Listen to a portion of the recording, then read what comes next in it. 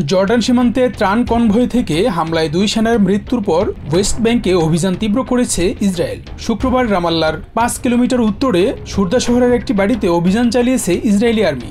অভিযানে সন্দেহজনক কর্মকাণ্ডের অভিযোগে 3 প্যালেস্টিনিয়ানকে গ্রেপ্তার করা হয়। ইসরায়েলি বাহিনীর দাবি, প্যালেস্টিনিয়ানরা ইসরায়েলে রকেট নিক্ষেপের পরিকল্পনা করছিলেন।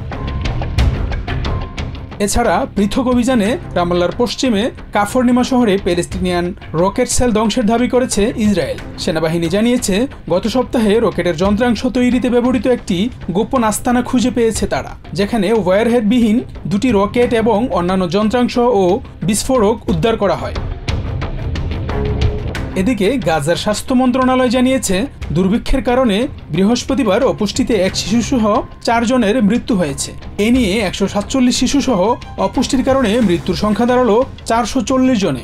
বৃহস্পতিবার ওয়েস্ট ব্যাংকের জর্ডান সীমান্তে ত্রাণবাহী ট্রাক থেকে অস্ত্রধারীর গুলিতে 2 ইসরায়েলি সেনা নিহতের পর এলএনবি বর্ডার ক্রসিং বন্ধ করে দেয় Israel.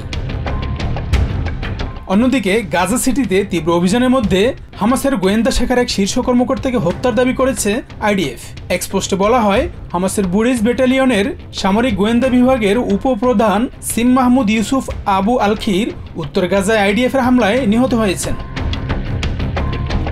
Shahnur Shahin, TVN 24 news desk. New York থেকে সম্প্রচারিত TVN 24 টেলিভিশন বিশ্বজুড়ে বাঙালির কণ্ঠস্বর।